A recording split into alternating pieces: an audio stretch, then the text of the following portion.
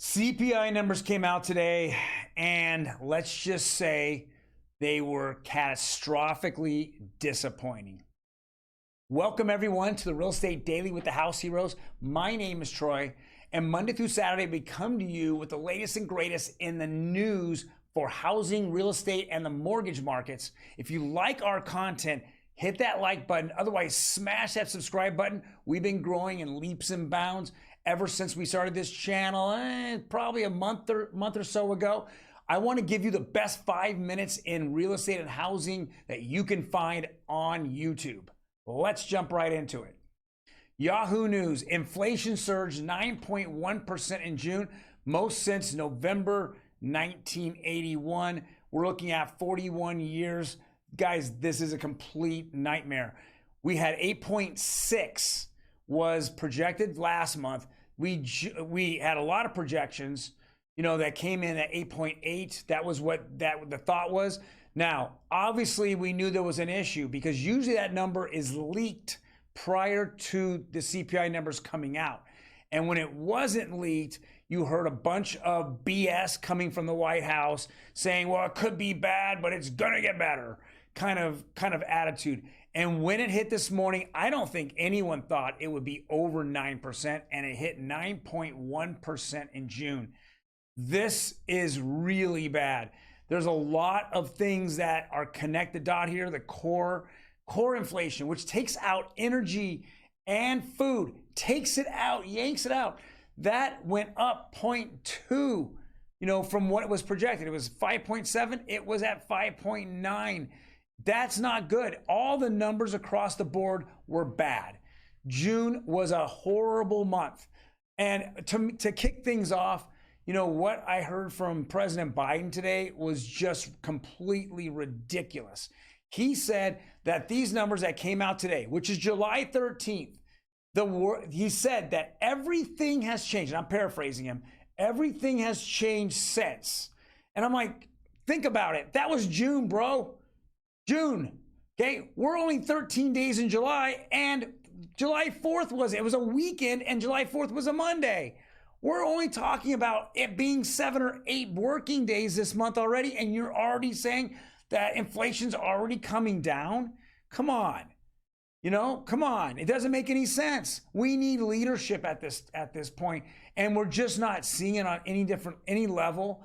We're just seeing this becoming a nightmare, which locks into the next article here. It says inflation shows signs of easing. Does it? But the problem won't stop a 40-year high and big Fed hike.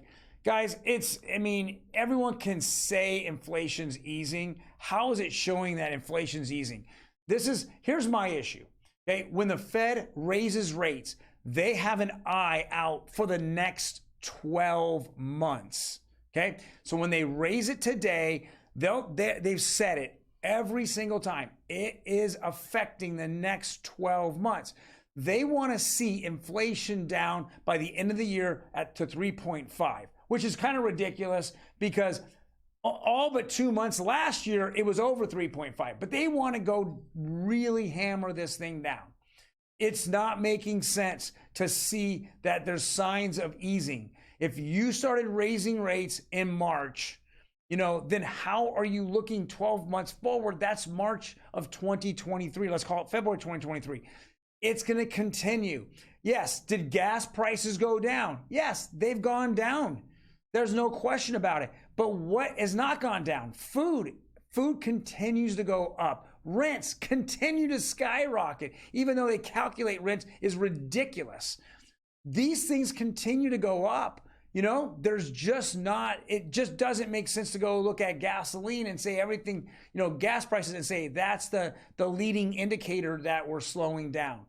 And then when we're slowing down, what were we slowing to? We went from 8.6 to 9.1, back down to 8.6. Woo, that's a jump. That's a dive. Doesn't make any sense. Not at all. This is a USA Today article. I don't know what they're thinking here. They're just coming up with numbers. They're coming up with a narrative. What is really going to happen, which is kind of scary, is that the Fed, who's already locked in 75 basis points on July 25th at the end of this month, right? But now I've just seen some of the numbers, some of the percentage come out that there is a 15% chance we're going to get 100 basis point raise. Look at your credit card statements. See what's happening with that interest rate. It keeps going up. I just looked at mine a couple days ago. It's at 25% interest rate. It's a loan shark, doesn't even charge that. Come on. And we're talking about Capital One and all these Chase, credit cards. Come on, guys. 25%? I mean, you wouldn't even charge 25% to your worst enemy. That's ridiculous. I mean, that's just ridiculous. Get off the credit cards, guys. Pay them down. It's going to cost you. You're going to, not only is inflation killing you at the gas pump and at Sam's or Costco, it's killing you not to pay your credit cards to zero. They're killing you. They're inflating their rates. It's not good. All right. I don't mean to be have all this negative news, but we got to really look at what we did, in this election that just passed and the election coming forward. We've got to open up, and be energy efficient here in the United States. The XL pipeline has to be open. If it isn't, we're just going to get suffered through this. Our 401ks are getting crushed. Our budgets are getting crushed. Let's go on to the next one. I know I ranted a little too long there. Sorry, guys. I have to see my girlfriend again, Diana Olick, because she is the bearer of all good news, right? No, she's not. She's all about the negative news. Mortgage applications are down 1.7 weekly. Yeah, of course they are. We went through, look back at last week. We went through 4th of July. What do you think happened? If you read the article, it doesn't even talk about that. We had 4 days versus 5. Come on. And Tuesday, when you get back from 4th of July, what are you doing? Are you thinking about, let me go lock up that mortgage app? No, you had just had a 3-day holiday. You wanted to enjoy yourself. And now you got to put your face mask back on and work mask and then go forward.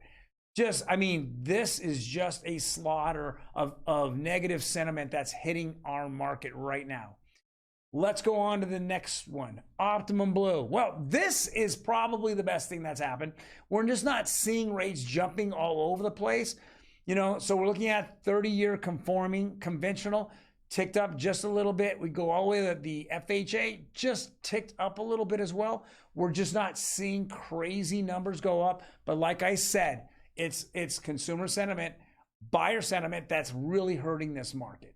So if you agree or disagree, comment below. I'm more than happy to answer any of your comments. I want to hear what you have to say, good, bad, indifferent. It doesn't matter. I want to hear what you have to say. And then while you're writing that up, hit that subscribe button. I want to get to 1,000 subscribers here in the next week or two. Let's get to that 1,000 mark. I'd be really excited. Guys, have a fantastic day. Go about your day. Don't stress out about this. It soon will pass. I don't know what the definition of soon is, but it will pass. Guys, take care.